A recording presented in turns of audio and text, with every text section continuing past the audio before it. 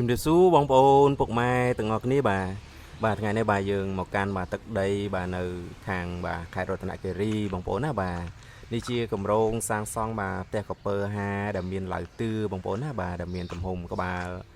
4.2បាទបដោយ12ម៉ែត្រមានបាទ2បន្ទប់គេងបាទកន្លែងទទួលភ្ញៀវនិងបាទបន្ទប់ទឹកមួយបងប្អូនណាបាទហើយផ្ទះបាយផ្នែកខាងក្រោយផងដែរបាទសម្រាប់ឡៅទឿខាងលើជាឡៅទឿក្រងដែកបងប្អូនណាបាទ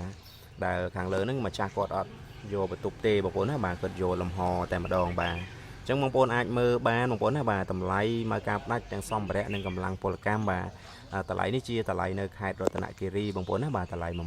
18200បាទអញ្ចឹងតម្លៃអាចប្រែប្រួលនិងចុះជាងនេះបងប្អូនណាបាទទៅតាមបណ្ដាខេត្តចិត្តបាទដែលយើងនៅជំនាញពេញឬក៏ចិត្តជាងខេត្តរតនគិរីបាទដោយសារតែគម្រោងនេះយើងទៅធ្វើនៅឆ្ងាយបងប្អូនណាបាទហើយតម្លៃសម្ភារៈនៅខាងរតនគិរីបាទរៀងថ្លៃបាទអញ្ចឹងតម្លៃផ្ទះរបស់យើងបាទក៏ប្រែប្រួលទៅតាមនឹងដែរបាទអញ្ចឹងបងប្អូនបាទដែលនៅបណ្ដាខេត្តក្រៅពីរតនគិរីបងប្អូនឃើញតម្លៃនេះបាទកុំទាន់គិតថាថ្លៃបងប្អូនណាបាទបងប្អូនអាចសាកសួរមកខាងក្រុមការងារយើងបាទខាងក្រុមការងាររបស់យើងបាទនឹងចេញតម្លៃ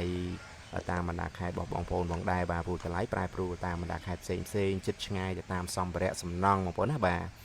ហើយគម្រោងនេះបាទគឺយើងនៅភូមិ3បងប្អូនណាបាទស្រុកបច្ចាញបាទហើយក្រុងបាឡុងបាទខេត្តរតនគិរីបាទនេះជាងគាត់ចាប់ផ្ដើមសាងសង់បាទបានច្រើនដែរបងប្អូនណាបាទហើយបាទខាងខ្ញុំមកចុះឆែកការដ្ឋានបាទនេះជាកាតាឡុកបាទជា banner បាទយើង design ជារូប 3D បងប្អូនអាចមើលបានមកសោះស្អាតបាទពេលធ្វើហើយគឺសោះស្អាតបែបនេះឯងបងប្អូនណាបាទដោយសារខាងយើងធ្វើយើងមានប្លង់បាទចេញត្រឹមត្រូវបាទពីខាងបាទស្ថាបត្យករក៏ដូចជាគណនាត្រឹមត្រូវបាទខាងពីខាងវិស្វករបាទអញ្ចឹងផ្ទះបងប្អូនឃើញនៅក្នុងរូប 3D យ៉ាងម៉េចបាទនៅខាងក្រៅគឺបែបនឹងបងប្អូនណាបាទនេះបាទយើងចូលមកបាទផ្នែកខាងមុខបាទយើងមានប្អួចបាទហើយមានបាទកញ្ចក់បាទ3នៅលើទ្វារផងដែរចឹងបងប្អូនអាចមើលទស្សនាបានបងប្អូនណាបាទខ្សែភ្លើងនេះគឺយើងបង្កប់ក្នុងជាងជូនទាំងអស់បងប្អូនណាបាទផ្ដាច់ព្រីកុងតាក់ឌីសង់ទ័រជូនបងប្អូនមកស្អាតបាទនេះបរិវេណកន្លែងទទួលភ្ញៀវបាទយើងមានចេញដូចខ្សែកាបជូនទៀតបងប្អូនណាបាទសម្រាប់ដោតទូរទស្សន៍បាទព្រីភ្លើងសម្រាប់ដោតទូរទស្សន៍ក៏ដូចជាដូចខ្សែកាបមួយថ្ងៃក្រោយបងប្អូនចង់ដាក់បាទតទៅដងតែនតទៅខ្សែកាបមកកំ pl តែម្ដងបងប្អូនណាបាទមិនទៅការវេះជាងទេបាទខាងខ្ញុំគិតគូជូនមកស្អាតហើយបាទនេះជាបន្ទប់ទី1បងប្អូនណាបាទបន្ទប់ទី1ទំហំនេះមិនតូចទេបងប្អូនណាបាទមកសំរុំល្មមរស់នៅបាទប៉ុន្តែបើសិនជាបងប្អូនបាទចង់បានធំទាំងនេះបងប្អូនអាចព្រីកបាននេះបាទព្រីយើងចេញមួយទៀតហើយជាក្បាលព្រីក្បាលរំលែកបាទយើងចូលមកយើងមានបាទព្រីកុងតាក់បាទ2គ្រាប់បាទជាប់ទ្វារនេះសម្រាប់បងប្អូនចុចបើកភ្លើងបាទពីដានក៏ដូចជាបើកភ្លើងពពូលកង្កែបហើយព្រីមកខាងទៀតបាទគឺនៅក្បាលរំលែកសម្រាប់បងប្អូនដោតឆ្នាំងសាកកង្ហាលឬក៏បងប្អូនអាចបាទដោតពូពេលរីត្រីបានបាទនេះបន្ទប់ទី2ក៏ដូចបន្ទប់ទី1ដែរបងប្អូនណាបាទ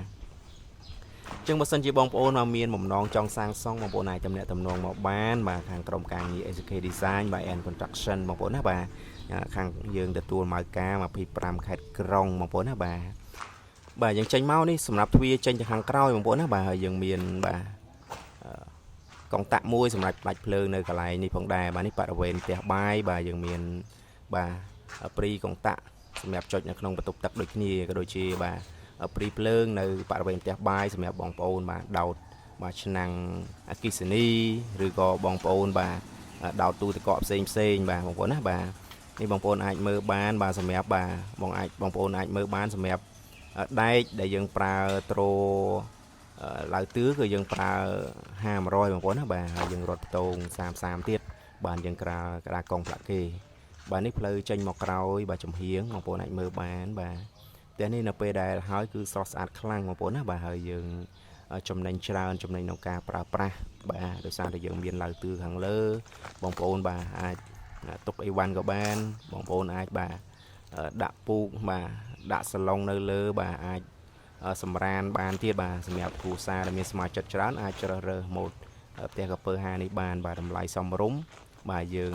មានទីធ្លាធំសម្រាប់ក្រុមគ្រួសារបាទ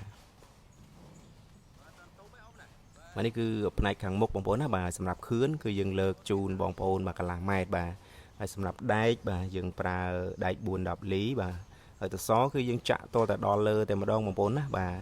ហើយយើងចាក់តទៅដល់លើបាទយើងឆូតឡង់បាទជាប្រភេទឆារ៉ាហើយបានយើងប្រើ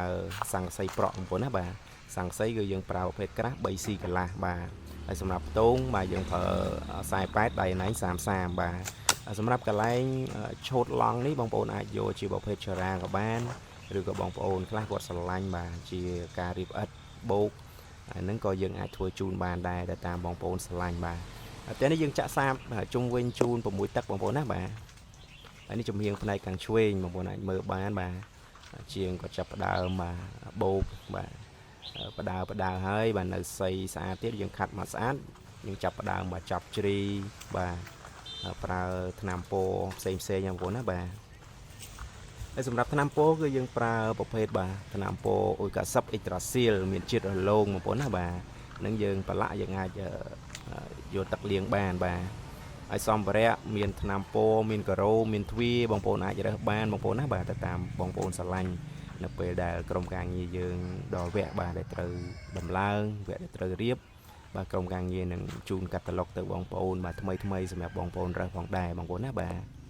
អញ្ចឹងសម្រាប់វីដេអូនេះគឺមានតែប៉ុណ្ណេះទេបងប្អូនណាបាទបើសិនជាបងប្អូនបាទត្រូវការក្រុមការងារបាទប្រកបដោយបច្ចេកទេសគុណភាព